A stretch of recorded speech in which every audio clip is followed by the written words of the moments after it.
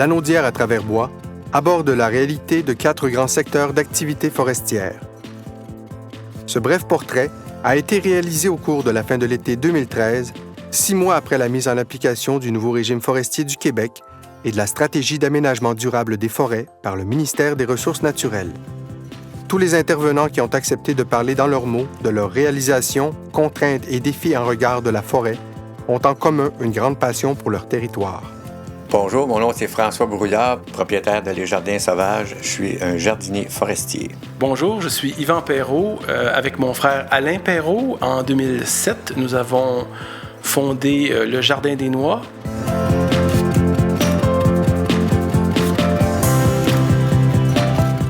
La filière des produits forestiers non ligneux est en plein essor au Québec. Lanaudière développe des formations de cueilleurs ainsi que des réseaux de culture, de récolte et de vente de ces produits à grande valeur commerciale. Les PFNL, produits forestiers non ligneux, sont des comestibles. Comment je pourrais dire, les plantes printanières, les têtes de violon, c'est tous les champignons, les fleurs, les fruits, c'est... Des légumes, tout ce qu'on peut manger, quoi, et qui ne saurait être produit en culture de champ, en culture extensive.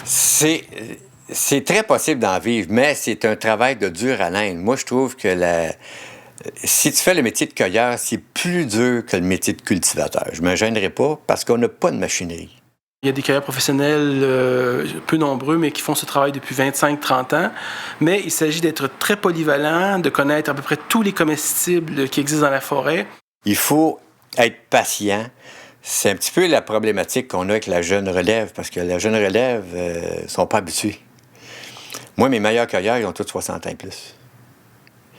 Nous autres, on est dans le bois, là, les plus beaux champignons, là, il y a beaucoup de monde qui pense que tu ouvres ta porte d'auto et les champignons t'attendent là, ou les plantes marines. Souvent, c'est dans les places les plus accidentées. Au niveau de l'approvisionnement, je n'ai pas trop de misère à cause... Dans Lanaudière, j'ai de la misère. C'est sûr que Lanaudière, tu as les basses Laurentides puis tu as les Laurentides. Ben, moi, je dis que il y a le bas Lanaudière puis tu as le haut Lanaudière aussi. Tout que c'est le plateau de l'ancienne mer Champlain, là, qu'est-ce qu'on est ici. Il n'y a pas tellement de stock, puis c'est des champs. C'est des champs de maïs, de blé la vache, puis ces choses-là. Il n'y a pas de forêt, tu as des érablières. Mais les forêts, il faut que tu partes à partir de Rawdon puis que tu montes des montagnes. C'est là qu'il faut qu'ils montent des réseaux. Saint-Zénon, Saint-Michel-des-Saints, la Manoine. Puis, je ne sais pas c'est quoi qui manque pour aller là. Il manque des marcheurs parce qu'il y en a des champignons. Il n'y en a pas juste au Lac-Saint-Jean et en Gaspésie. Il y en a partout. C'est l'éloignement plutôt qui oblige les cueilleurs de produits forestiers non ligneux à se contenter des forêts mixtes du sud du Québec où les tales sont peu développées, petites et très diversifiées, ce qui implique une très, très grande polyvalence de la part des cueilleurs. Alors que plus loin dans le nord, en forêt boréale, sur des kilomètres et des kilomètres, on a une seule espèce de champignon, on a du bleuet, on a un fruit, un légume à la grandeur, et là, on peut cueillir très rapidement et accumuler de très gros volumes facilement. Restent les questions d'intendance, l'expédition rapide dans les marchés du Sud qui est à régler.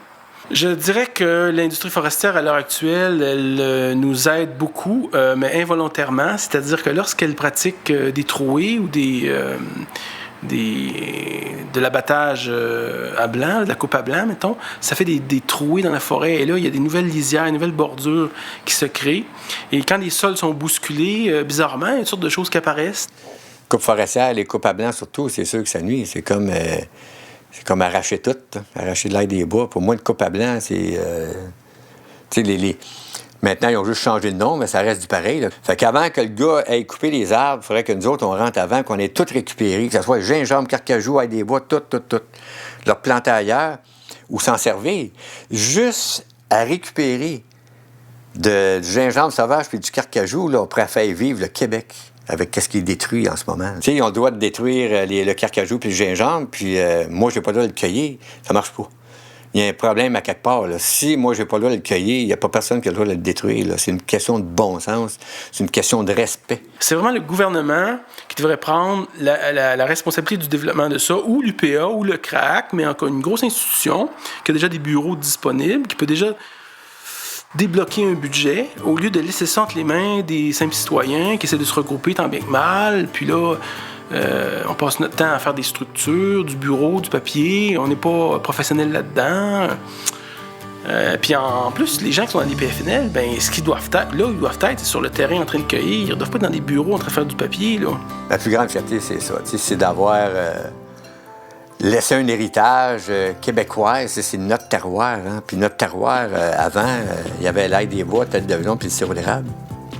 Aujourd'hui, on touche à 150 espèces que le monde connaisse, que le monde sont curieux. Puis il faut continuer à faire des ateliers puis à éduquer les gens comment cueillir les plantes pour assurer la pérennité des plantes, puis d'avoir de la relève dans la forêt. Puis plus qu'il va y avoir du monde dans le bois, mais moins qu'il va y avoir de coups. Alors ça, c'est une fierté de voir que je ne suis pas le seul à les apprécier, et que les gens retournent un peu à la nature et se réconcilient avec les espaces qui nous entourent, l'espace naturel qui nous entoure.